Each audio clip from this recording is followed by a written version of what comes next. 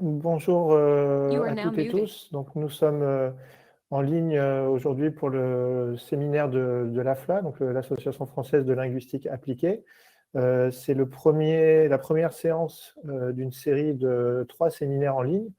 Donc aujourd'hui, on a le plaisir d'accueillir Jean Guimenier de l'UQAM, qui donc est matinal pour lui et d'après-midi pour nous, pour un dialogue autour des questions de qualitatif et quantitatif.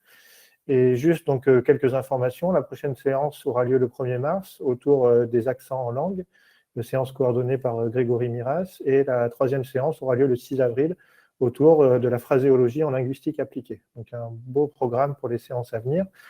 Et nous en profitons aussi, donc, puisque je suis aussi secrétaire général de l'AFLA, donc selon cette casquette aussi, pour faire un appel aussi aux adhésions pour l'association. Donc vous trouverez sur notre site internet les différentes informations. Donc n'hésitez pas si les activités de l'AFLA vous intéressent, et les webinaires, le prochain colloque aussi en 2023 à Lyon, qui est aussi annoncé sur le site. Si toutes ces activités vous intéressent, n'hésitez pas à rejoindre l'association et contribuer, participer à nos différentes activités.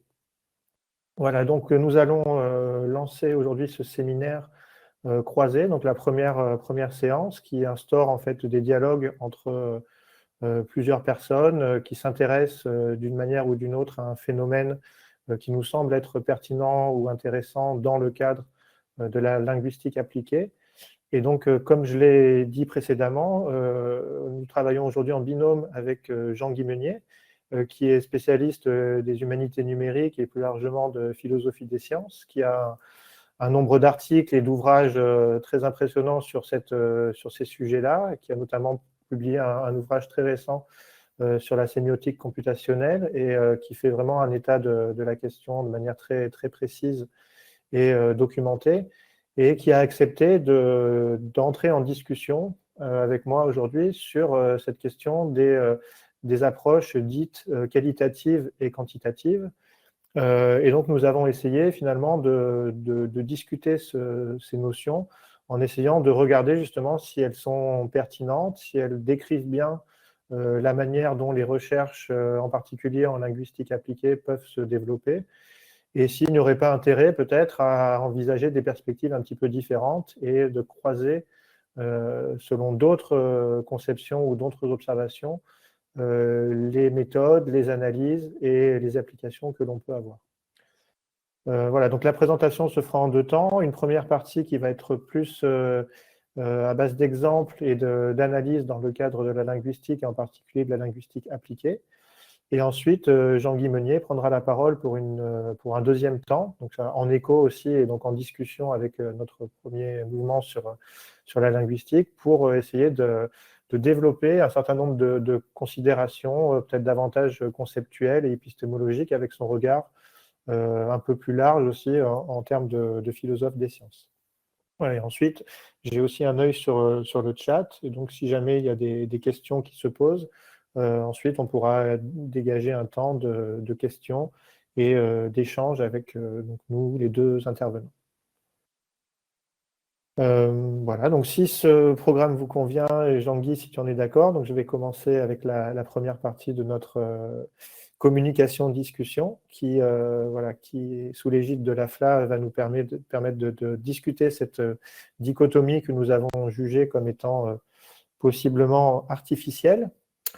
Alors artificielle, mais déjà bien ancienne et bien ancrée dans un grand nombre de disciplines. Alors comme aujourd'hui nous sommes en lien avec l'AFLA, j'ai pris cette citation d'un article qui fait une sorte de synthèse justement des approches qualitatives en linguistique, un linguistique appliquée, un article assez ancien de 1995.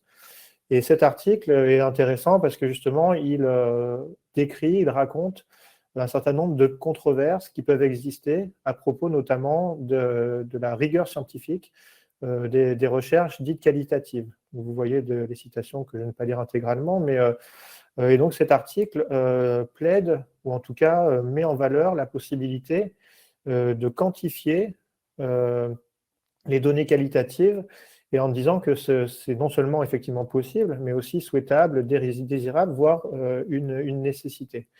Et cet article, en fait, remet en quelque sorte en question cette stricte dichotomie qui est parfois très artificielle entre des approches qui seraient dites qualitatives et des approches qui seraient quantitatives. Et donc l'objectif voilà, de notre propos aujourd'hui, c'est d'essayer de retravailler ce couple et en essayant de montrer comment parfois, soit il recoupe des notions assez différentes, en fait, et on est plutôt par synonymie sur d'autres concepts, ou au contraire, parfois, il cristallise des oppositions qui n'ont pas forcément lieu d'être.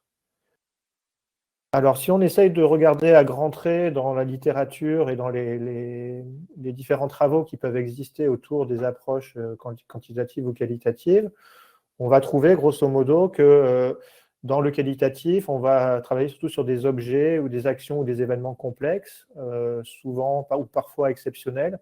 Par exemple, travailler sur des événements, l'événement en discours, etc. Donc des choses qui émergent et qui ressortent du flux habituel, avec cette idée de caractériser des aspects qui vont être dynamiques, changeants, plutôt que stables, c'est-à-dire que c'est l'instabilité, la variation qui va nous intéresser.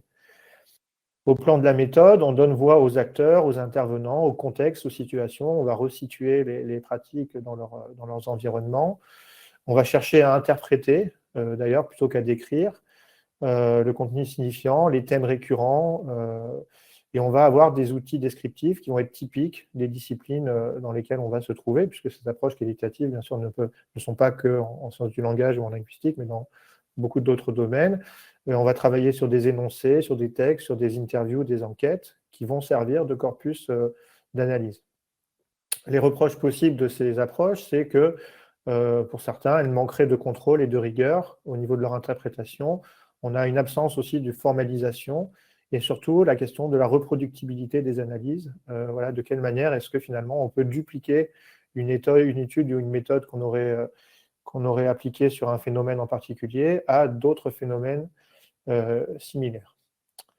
Voilà. Et d'un autre côté, donc on aurait les approches quantitatives qui vont privilégier plutôt des objets moins complexes, avec un statut plus discernable, plus objectivable probablement. Et au niveau méthodologique, on va envisager une sorte de formalisation dont la fonction sera de projeter des structures mathématiques souvent, surtout de type statistique et descriptive. Donc on va avoir des instruments d'observation qui vont être orientés vers la vérification d'hypothèses, la reproduction de la recherche. Le reproche possible, puisque ces deux approches ont évidemment des avantages et des défauts, dès lors qu'on les considère de manière séparée comme ça, c'est que ces approches auraient peu de flexibilité et de sensibilité au contexte, aux acteurs, aux situations, et elles peuvent être vues aussi comme une sorte de post-positivisme, quelque part. Voilà, donc ça serait une sorte de représentation, on va dire, un peu arbitraire de deux méthodes qui seraient distinctes l'une de l'autre et qui travailleraient comme ça en silo de manière indépendante. Alors, des illustrations possibles, puisque l'objectif de ce premier temps, je l'ai dit, c'est d'illustrer avec des cas de linguistique appliquée. Donc, des approches qualitatives en linguistique appliquée. J'ai montré notamment, dans cette diapo, des recours à ce qu'on peut appeler la stylistique, la sociolinguistique, et un certain nombre de niveaux d'analyse, dans le cadre notamment de ce qu'on peut appeler l'attribution d'auteur ou la reconnaissance d'auteur. Donc là, c'est des captures d'écran, c'est un peu trivial parce que ça vient d'une série de Netflix qui est le Manhunt, sur le cas d'un poseur de bombes qui a été identifié à partir des manuscrits et des lettres qu'il a produits. Mais on voit qu'en fait, on a cette dimension vraiment sociolinguistique, c'est-à-dire que quand on utilise un mot en particulier, qu'est-ce que ce mot dit de moi et qu'est-ce qu'on peut apprendre de moi avec l'usage de ce mot? Ou vous voyez dans l'illustration de droite également, avec la typographie, la manière d'écrire un certain nombre de termes, avec des S ou des Z par exemple, l'usage de certains proverbes ou le recours à des unités un petit peu plus phraséologiques, et donc on est sur de l'analyse cumulative, manuelle, où on va extraire au fil d'une lecture un certain nombre d'informations qu'on va ensuite essayer de travailler et de mettre en commun, mais qui peut poser aussi des limites, on l'a dit précédemment, en termes d'objectivation, de représentativité des résultats. Un peu sur le même contexte, on peut avoir des applications justement sur des questions d'attribution d'auteur qui vont être plus ou moins valables selon les contextes. Dans le premier cas, où j'ai écrit pour, c'est des travaux menés notamment à l'IDHN à Cergy, et en particulier ce travail-là par Tranglam, qui est une doctorante au laboratoire, et qui a établi, notamment dans son stage, puis ensuite dans le début de sa thèse, un travail sur l'attribution. On voit sur matrice de confusion à droite, la manière dont on peut essayer de caractériser ou de reconnaître même des auteurs à l'intérieur d'un corpus, ici, de candidats politiques à travers leurs tweets. Donc on va utiliser, on le voit à gauche, un système de réseau de neurones, dont Jean-Guy parlera d'ailleurs, puisqu'il n'a de neurones que de manière métaphorique, en fait, hein, ce n'est pas des vrais neurones, évidemment. On va voir juste après aussi une couche d'embedding, c'est-à-dire que les textes vont être traduits en quelque sorte en vecteurs, donc de manière à pouvoir être traités ensuite par ce système-là. Et on va pouvoir identifier une certaine accuracy, c'est-à-dire une sorte de performance aussi du modèle en fonction de la manière dont il peut concrètement et de manière juste attribuer un message à un auteur. Donc là, ça fonctionne assez bien, vous voyez, avec des scores moyens de 91% d'accuracy. Donc on peut considérer que cette approche est quantitative dès lors qu'elle travaille sur un corpus de données assez important et avec des méthodes mathématiques. Mais ce type de méthode est tout à fait impropre à traiter un certain nombre de problématiques qui pourtant sont proches. Et on l'a vu, on le verra un peu après également, on a vraiment des problématiques d'usage de ces méthodes-là, notamment sur des affaires comme celle du petit Grégory, dont on a beaucoup médiatiquement parlé récemment, où on a des jeux de données, des échantillons qui sont très faibles, qui sont avec une hétérogénéité générique également. On va avoir des mots, des cartes postales, etc. Donc on va avoir des documents qui sont difficilement comparables les uns avec les autres, et en plus qui ont une taille qui est assez faible, et ce qui fait que projeter comme ça des méthodes statistiques sur cette quantité de données pose vraiment problème. Alors du coup, est-ce qu'on a vraiment une opposition? Et c'est un peu la question qu'on pose aujourd'hui, c'est qu'on a deux approches différentes. Dans un cas, on se centre plutôt sur l'interprétation des données, on discrimine des observables en fonction de critères ou de concepts, de la grammaire, des lexèmes, des sociolectes, etc. Et dans l'autre, le deuxième cas, avec les réseaux de neurones en particulier, on va essayer de déduire le meilleur niveau d'analyse pour une question. Est-ce que c'est les mots? Est-ce que c'est des n-grammes? Est-ce que c'est des... etc. Et ensuite, on va essayer de faire émerger des tendances, des régularités.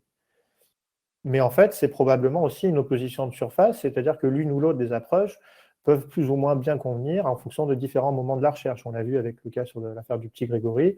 De l'autre côté, le manuscrit de Luna Bomber, pareil, pourrait être analysé avec des outils tels qu'on les a décrits quantitatifs.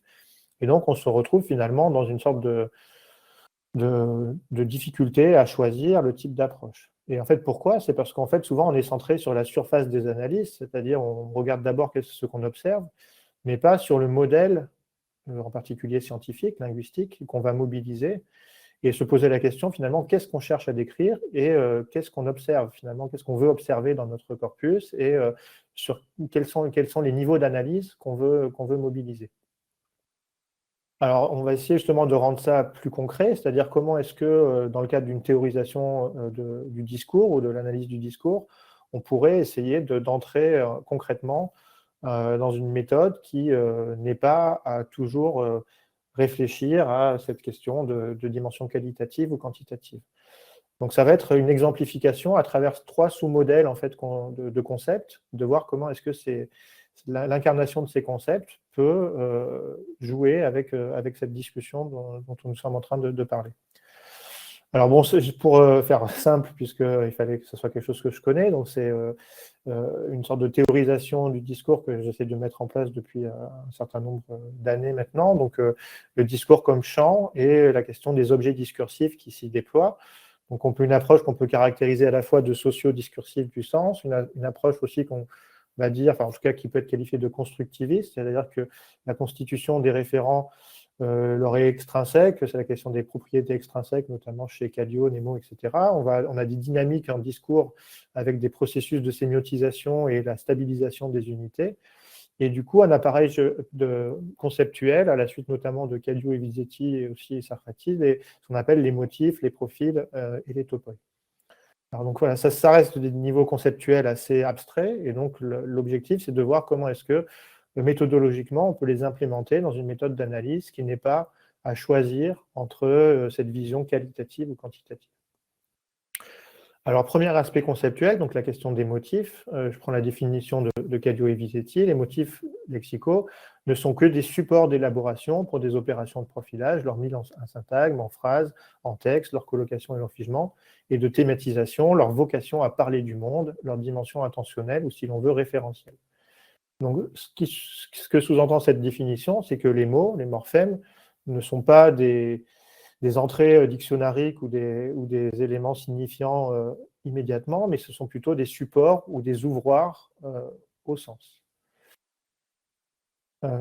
Alors ça, en fait, cette représentation finalement très contextuelle et plastique finalement des mots et des morphèmes s'incarne de manière assez directe, quelque part, avec une certaine représentation justement mathématique du sens dont on a parlé précédemment, qui est ce qu'on va appeler les word embeddings, c'est-à-dire une méthode d'apprentissage, bon, c'est Wikipédia, hein, une représentation des mots utilisés en traitement automatique des langues, dans lequel on va parler finalement de vectorisation des mots qui correspond plus proprement à ça, et en fait qui va mesurer dans des espaces avec des distances, finalement, la relation de proximité ou de distance entre des mots et qui va nous permettre de relier aussi les termes avec différents contextes d'emploi. Et on voit dans cet article, c'est une capture d'écran d'un article hein, que vous trouverez facilement en ligne éventuellement, on voit que selon les données sur lesquelles les word embedding vont apprendre, en fait, ce n'est pas dépourvu non plus de stéréotypes, puisque en lien notamment avec les catégorisations de métiers ou de rôles sociaux, etc., on va voir que programmeur va être plutôt attiré, enfin en tout cas plus proche de homme, alors que maîtresse de maison, malheureusement, sera plutôt attirée par femme, et que donc on va avoir comme ça dans les espaces des proximités qui vont retranscrire aussi un certain nombre de stéréotypes, d'associations qu'on va pouvoir retrouver dans des corpus. D'où l'intérêt justement d'adapter aussi les corpus au type de travaux qu'on veut élaborer pour éviter ce genre de biais et de reproduction finalement de stéréotypes qu'on va pouvoir retrouver dans un certain nombre de textes. Donc cette représentation comme ça finalement mathématisée des termes est très satisfaisante pour décrire ce que j'avais montré avec les motifs précédemment, avec cette question de l'instabilité et de la dimension support finalement des mots, plus que de leur dimension de signification lexicale. Mais pour autant, cette dimension des word embedding est très problématique lorsqu'elle n'est pas appliquée avec discernement. On l'a vu juste avant avec la question de l'association de certains stéréotypes en fonction notamment des genres, qui peuvent retranscrire finalement des choses qui se sont sédimentées en corpus.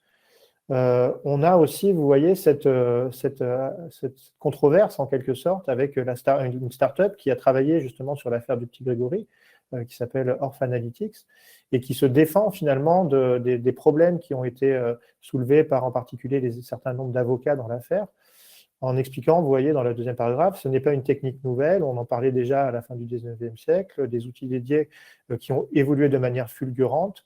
On peut obtenir des résultats fiables dans certaines enquêtes criminelles à partir des textes ne dépassant pas 50 caractères. Ce qui pose question, et en fait, bon, toute la question est de la fiabilité et de la viabilité de ces méthodes-là en fonction des types de données. Bon, il se trouve que en fait, cette entreprise, vous pouvez regarder sur leur site internet, hein, a des physiciens, des statisticiens, des mathématiciens, enfin tout un tas de scientifiques, mais pas en tout cas a priori de linguistes, et donc qui vont sous cette considération finalement de la matérialité linguistique est très peu mise en avant, ce qui pose problème et qui pose des difficultés justement d'application de méthodes. Donc, ce n'est pas tant la question des motifs ou des word embedding, par exemple, qui va poser problème dans ce type d'affaires, c'est plutôt leur pertinence à être mobilisée dans certains cas d'études, ou en tout cas, il aurait fallu avoir des corpus qui soient suffisamment représentatifs du type d'affaires dans lesquelles elles vont pouvoir se mettre en pratique.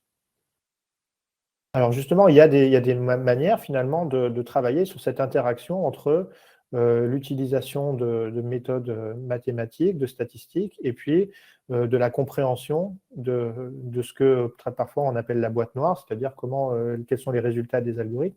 Et nos collègues de Nice, par exemple, Vanni, etc., travaillent sur ce phénomène qu'ils appellent la déconvolution, c'est-à-dire d'essayer ensuite de resituer les résultats qui sont produits par les systèmes d'intelligence artificielle en fonction d'un certain nombre de critères, d'avantages philologiques. Ici, on voit les énonciateurs, par exemple, dans dans l'élection. Donc ça, c'est un graphique qu'on a fait en fonction de l'état de l'art qui est proposé par Vanni, etc. On l'a appliqué à notre corpus et ça permet ensuite de comprendre pourquoi est-ce que parfois l'algorithme se trompe ou pourquoi est-ce qu'il réussit à attribuer un auteur plutôt qu'un autre.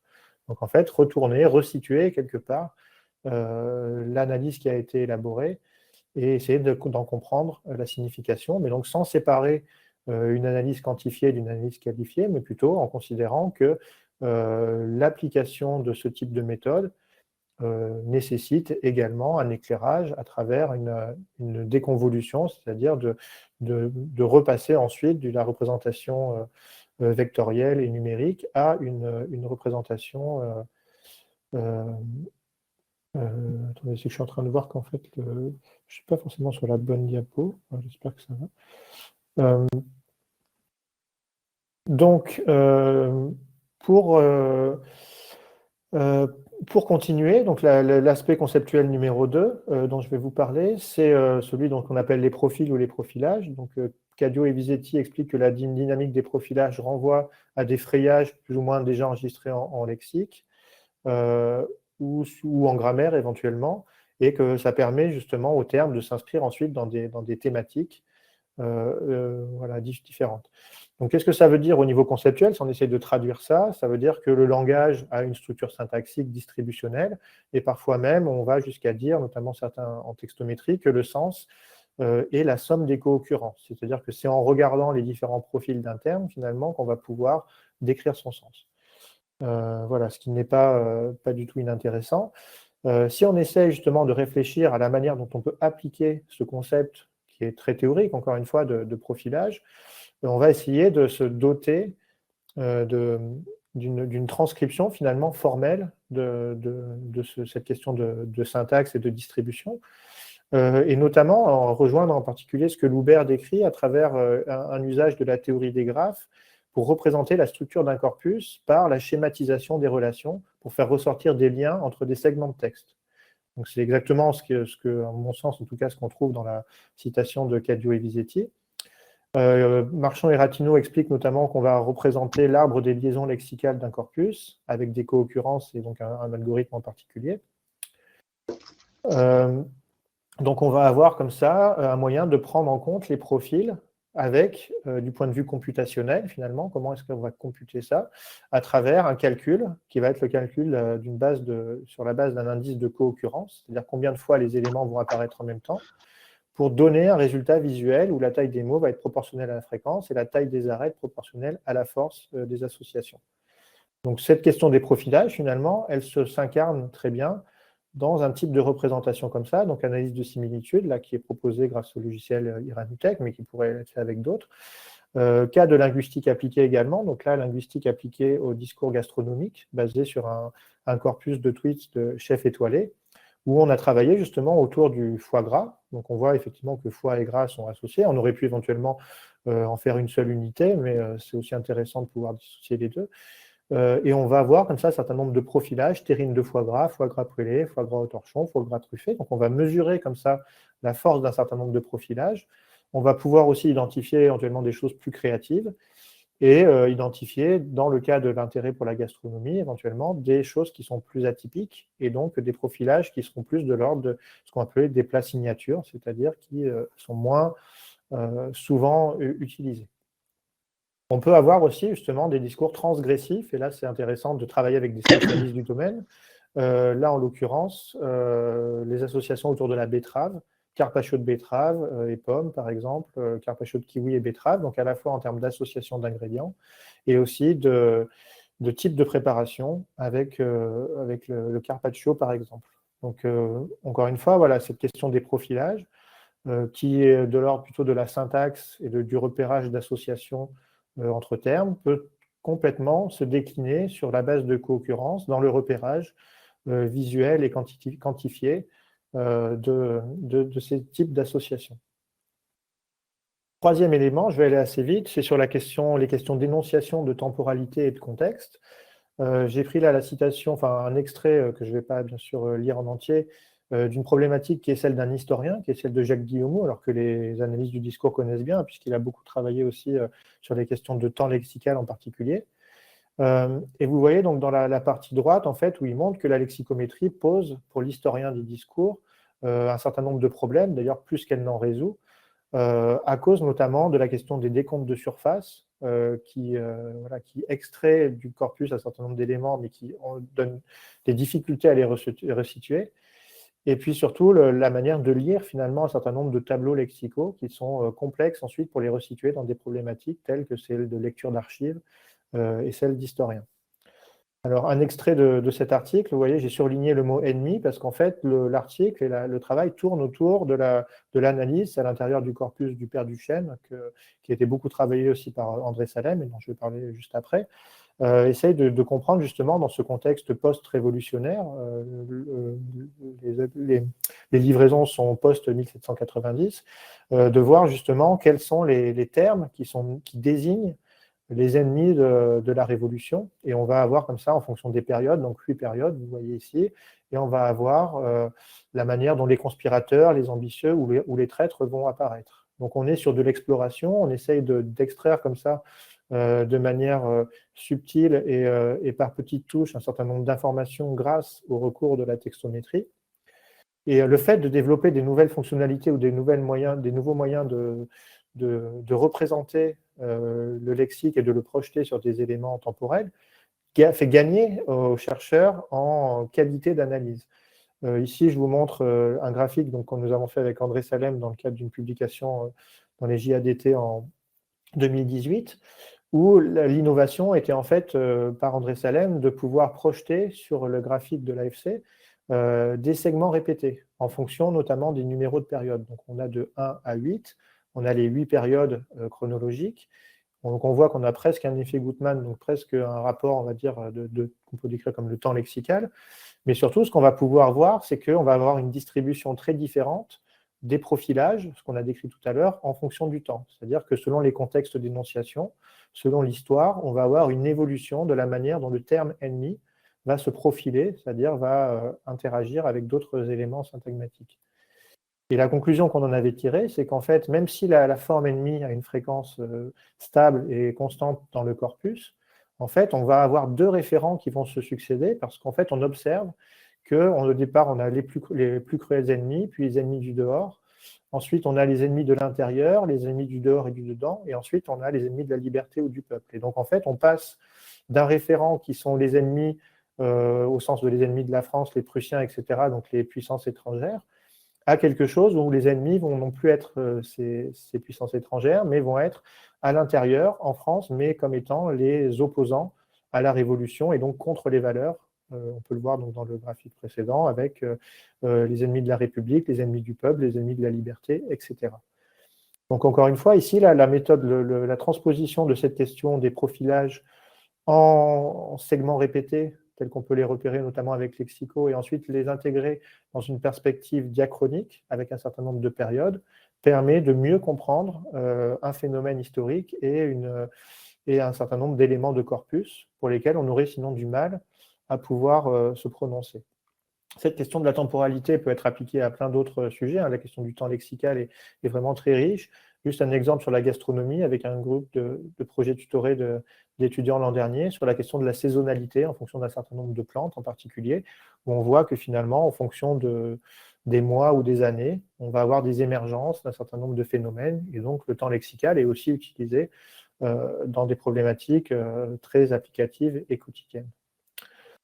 Donc pour conclure ma partie et puis laisser la place à Jean-Guy, finalement, on essaye d'avancer vers une déconstruction de l'opposition en disant que toute recherche scientifique met en œuvre une chaîne de traitement, c'est avant ça tout ça qui est important, dont les paramètres sont déterminés par un modèle conceptuel. Et dans ce modèle conceptuel, évidemment, ce qu'on appelle traditionnellement le qualitatif va jouer à plein, c'est-à-dire comment est-ce qu'on élabore des concepts, comment est-ce qu'on les fait fonctionner, de quelle manière ils nous permettent d'analyser des données. Et évidemment, le qualitatif ou le quantitatif peuvent jouer à différents moments ou dans différentes instances, en fonction des niveaux d'analyse qu'on va mobiliser. Je vais essayer de comprendre un peu quels sont les motifs, la manière dont contextuellement les morphèmes s'organisent et quelles sont les distributions possibles en termes de stabilisation, comment est-ce que ces motifs se profilent, comment est-ce qu'ils rendent compte d'une évolution temporelle et des situations d'énonciation. Et effectivement, ça, on peut l'incarner avec différents niveaux et types d'analyse. qui ne s'excluent pas les uns les autres. Donc aucune chaîne de traitement ne peut être uniquement quantitative ou qualitative, en tout cas c'est la position qu'on voudrait tenir, et la démarche n'est pas une fusion entre les deux, ce qui revient aussi à critiquer, ce dont Jean-Guy parlera aussi, ce qu'on appelle les méthodes mixtes par exemple, qui au lieu de faire la combinaison finalement des qualités des uns et des autres, sont plutôt finalement de prendre les mauvais aspects des uns et des autres parce qu'on va caractériser ou voilà, poser des problèmes. Donc la chaîne va exiger comme ça des moments de recherche avec différents statuts épistémologiques et épistémiques. Voilà, donc je vais couper le partage d'écran et laisser la parole à Jean-Guy pour la deuxième partie. Merci, Julien. On va essayer de passer le partage d'écran. Donc sur le petit plus, oui. Voilà, c'est ça. Bon, ensuite je fais ça. Vous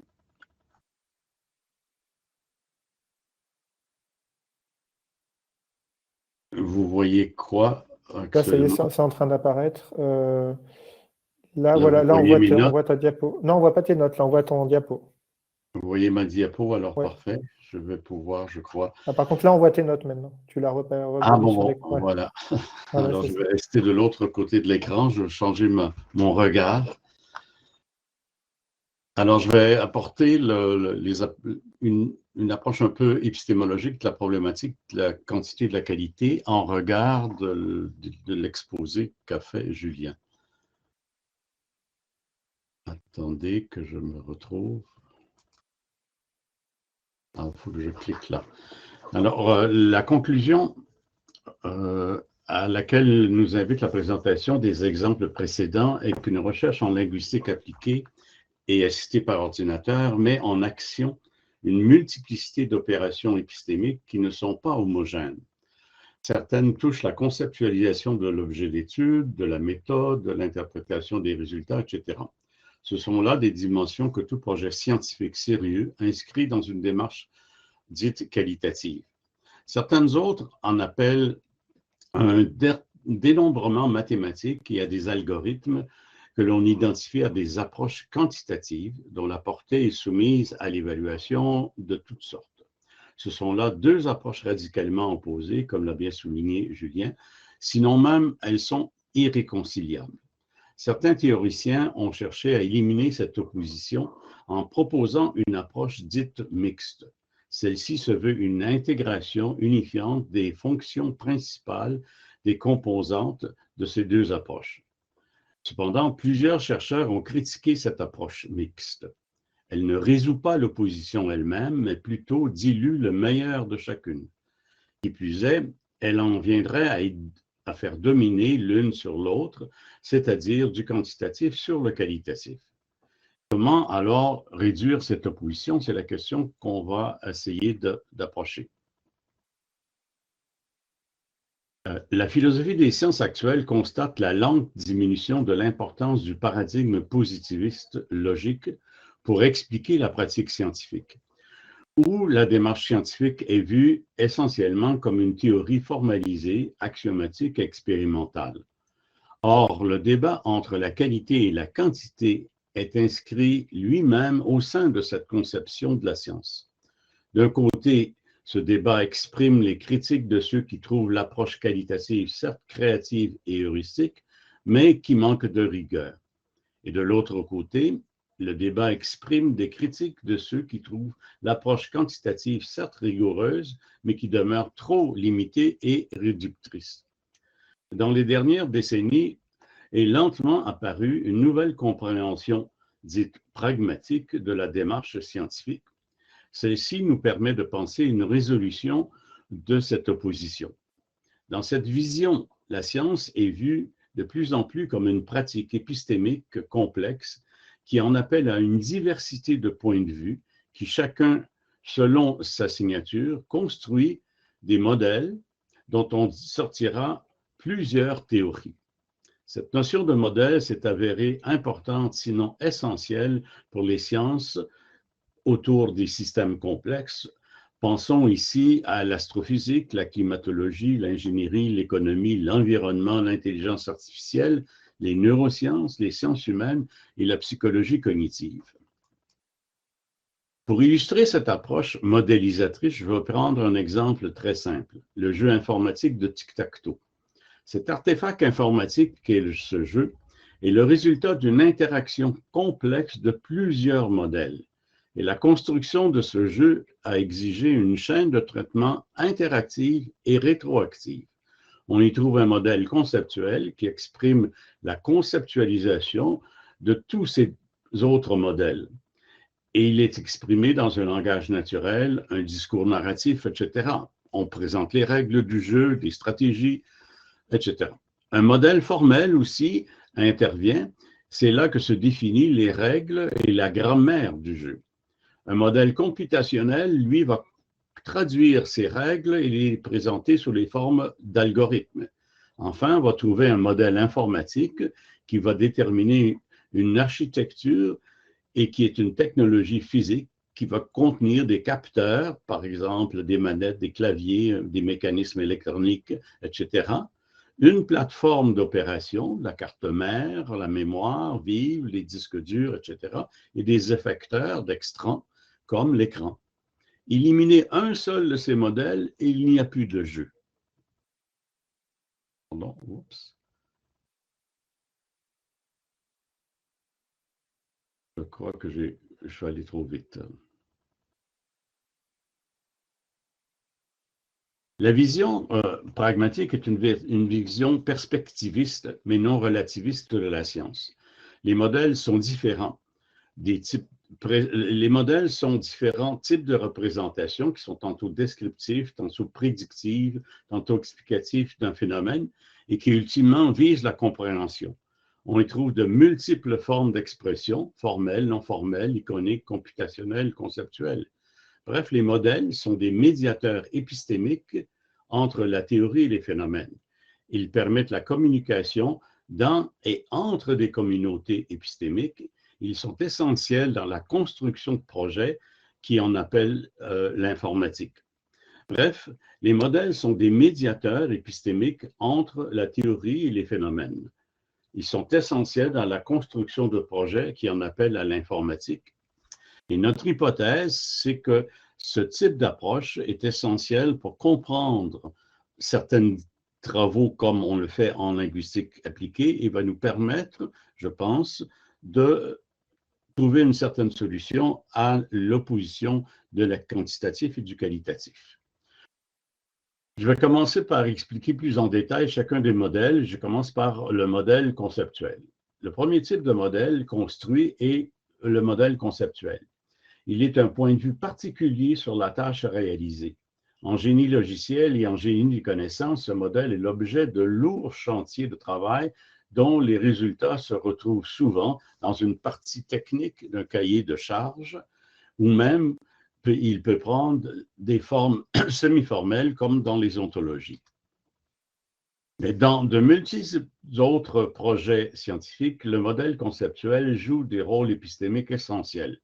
En amont, il participe à la description, à l'explication de la tâche à réaliser, aux décisions liées à la méthode et à son application et à son évaluation. En aval, il est le lieu d'interprétation des résultats, de leur traduction dans une conceptualité connue et partagée par les chercheurs. Tout au long du processus de recherche, il sert à la communication entre les chercheurs et le grand public. Aussi utilise-t-il diverses formes sémiotiques, mais le langage naturel en est la forme privilégiée. C'est par lui que se construisent des abstractions, des idéalisations, des généralités, des métaphores, des narrativités, des inférences.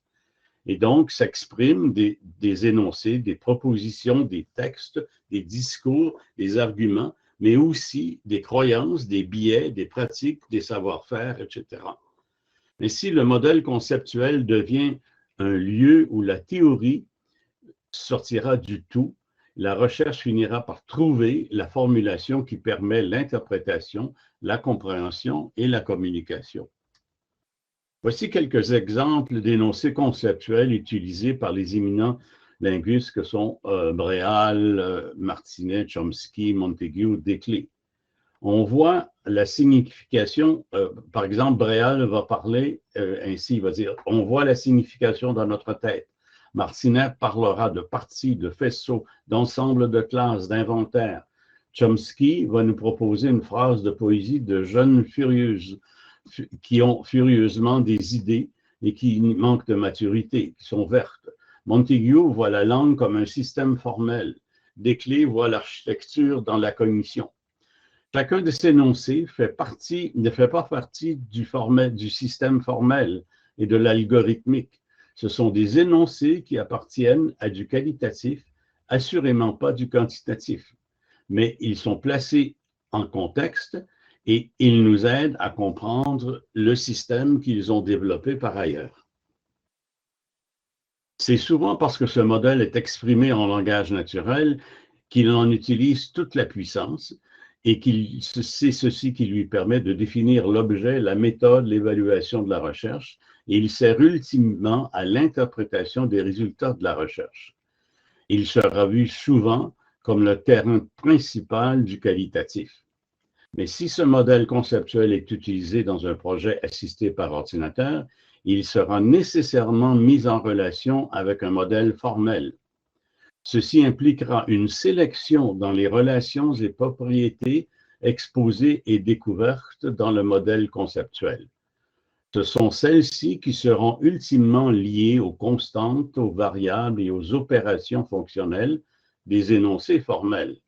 Implicitement, cette contrainte mettra en jeu, du moins pour certains, du quantitatif. Une fois le modèle conceptuel accepté, peaufiné, la démarche informatique introduit la modélisation formelle. On parlera souvent du modèle formel comme une représentation du réel, c'est-à-dire comme un miroir qui reflèterait un phénomène. Une telle compréhension du formel est problématique. En effet, comment un reflet dans un miroir reflétant par exemple un pendule pourrait-il prendre la forme de symboles ou d'équations, de règles, de grammaire? Une telle compréhension est problématique.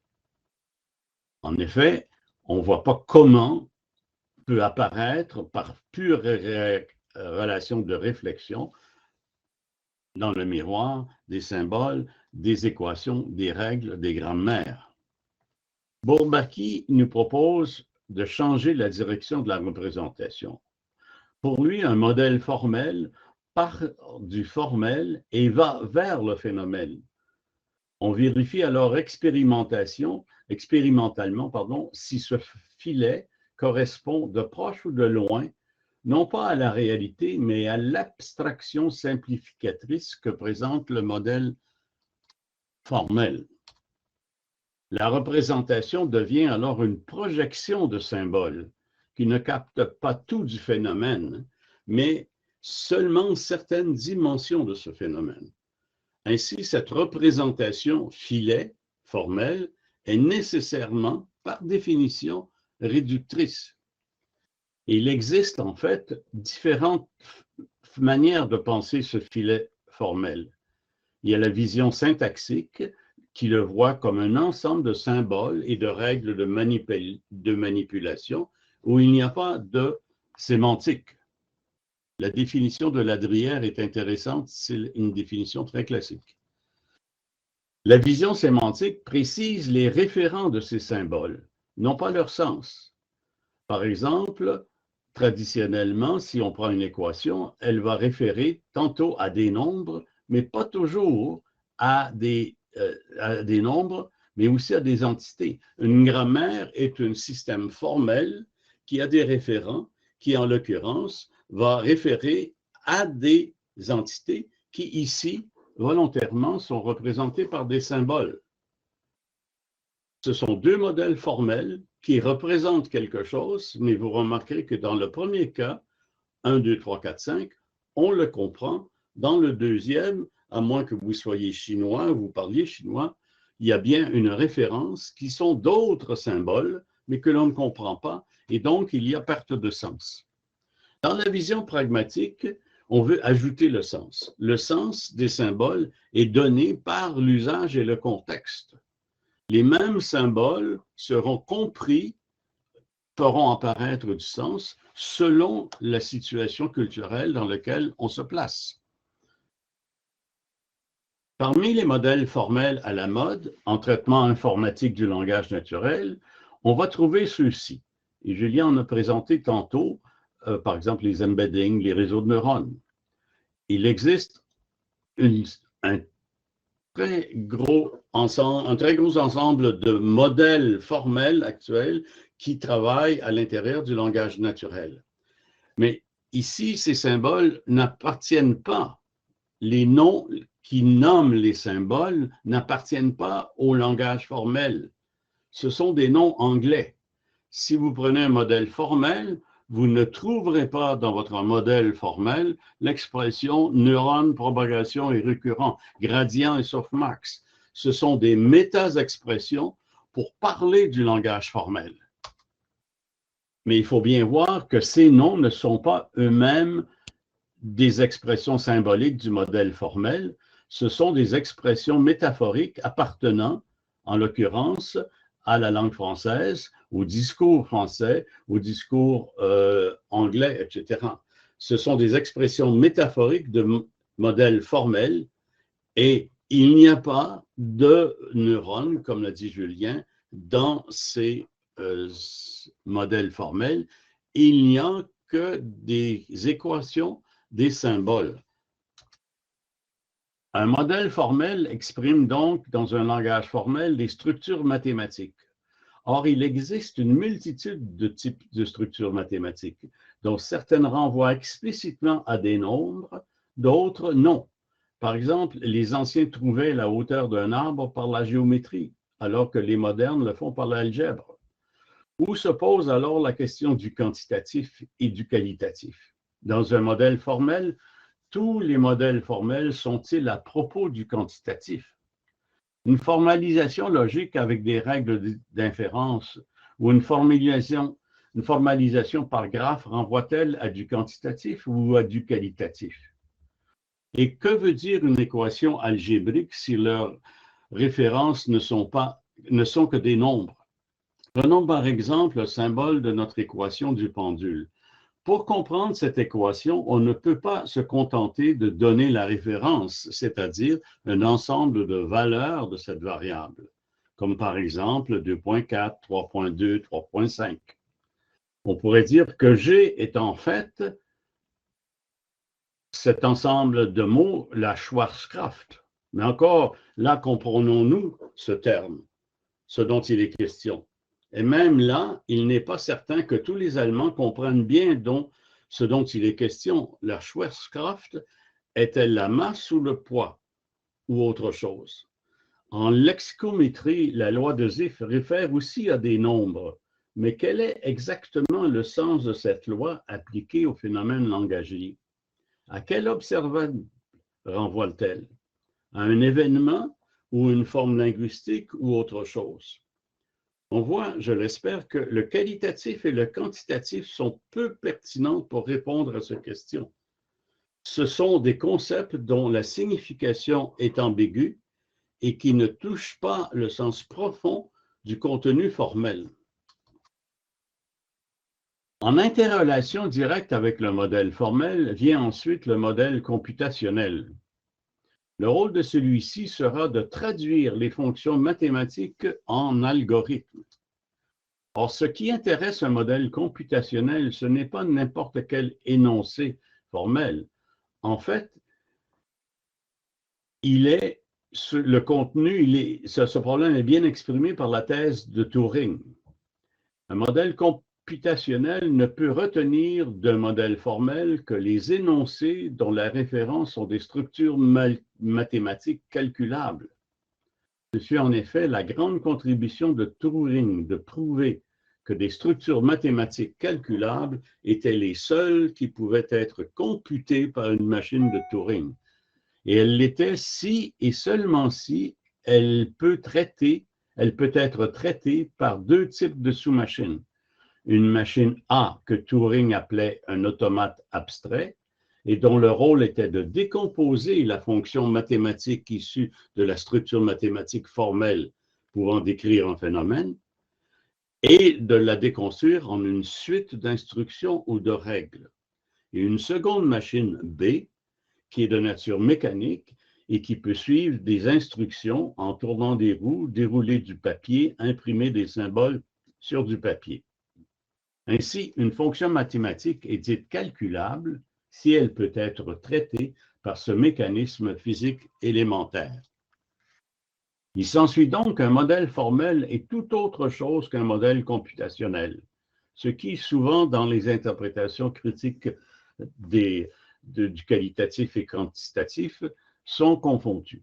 En effet, la tâche de construire des algorithmes est tout autre que celle de construire un modèle formel. À l'écran, vous voyez à côté l'expression l'équation. Traduire cette équation-là en algorithme et de l'implémenter dans un ordinateur demande des années de formation. Ce n'est pas intuitif de prendre une équation et de la traduire en algorithme. Ce n'est cependant que quelques 30 ans plus tard, après plusieurs autres propositions, que le mathématicien Markov démontra que les instructions abstraites de Turing pouvaient à leur tour être traduites en des algorithmes et une multitude d'autres formules computationnelles possibles sont advenues. C'est la thèse dite de Church-Turing. Cette thèse de Church-Turing n'est pas banale. Elle aura une signification capitale pour le développement de l'informatique et de la naissance de l'intelligence artificielle.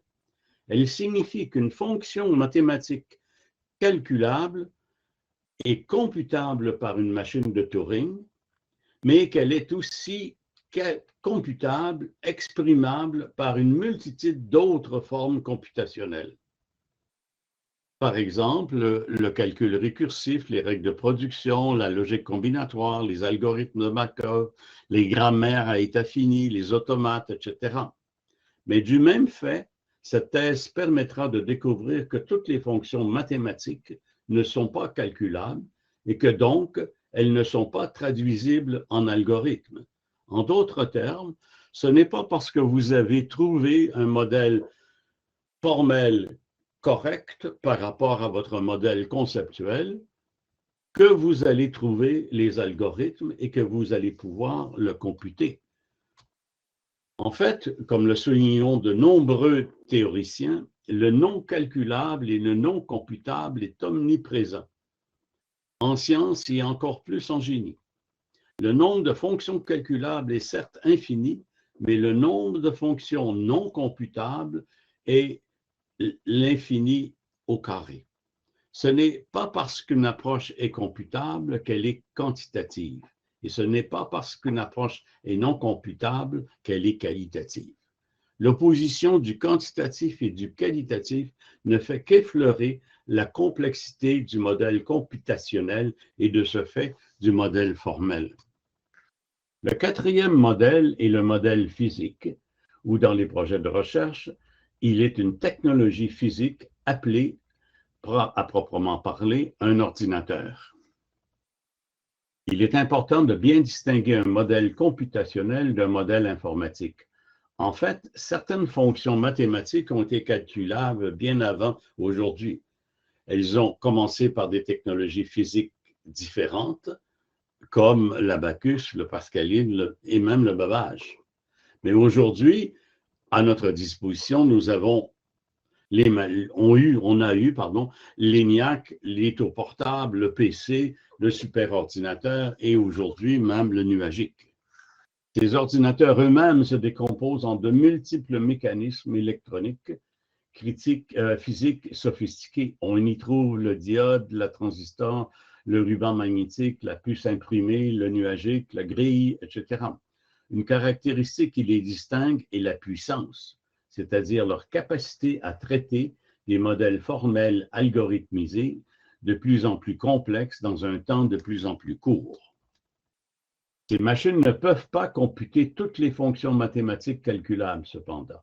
Elles sont limitées par leurs composantes physiques. Par exemple, même si la racine 13e d'un nombre à 3000 chiffres est calculable, il ne s'ensuit pas que toutes les technologies peuvent la computer.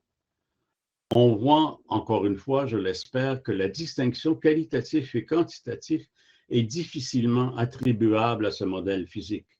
Il serait des plus problématiques de dire que parce que des recherches en linguistique, en histoire, en sémiotique, en littérature, en art sont assistées par ordinateur, qu'elles sont de ce fait des approches quantitatives. Ou pire encore, qu'elles sont qualitatives parce qu'elles utilisent un ordinateur Mac Pro, qui est un produit de qualité.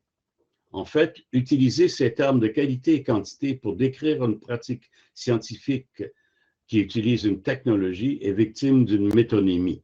Ce serait comme dire que la plume de Yourcenar est ce qui explique la qualité de son œuvre ou que l'ordinateur de Rowling est ce qui explique la quantité des livres produits sur Harry Potter par Rowling.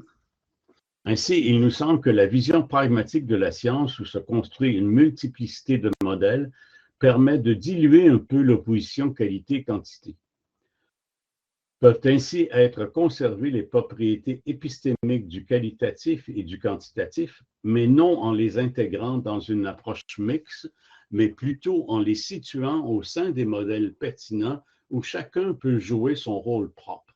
Il se peut cependant que pour certaines communautés scientifiques, certains modèles, en raison de la situation, du contexte, de la culture, de l'institution, de la personnalité des chercheurs, soient plus importants et prennent plus de temps à se déployer. Il n'en demeure pas moins qu'un jour ou l'autre, d'autres modèles vont être interprétés et vont devoir contribuer à une meilleure théorie. Tout comme la construction d'un film ne peut reposer que sur une seule de ses composantes, sa narration, son scénario, ses acteurs ou ses décors, une pratique scientifique ne peut être réduite à l'un ou l'autre de ces modèles, que ceux-ci soient formels, conceptuels, computationnels ou physiques ou tout autre. Toute production cognitive, même assistée par ordinateur, ne demeure que des visions partielles du monde. Aucune est éternelle, elles sont toujours situées dans l'espace et le temps pour un individu, une culture et une situation. Merci beaucoup.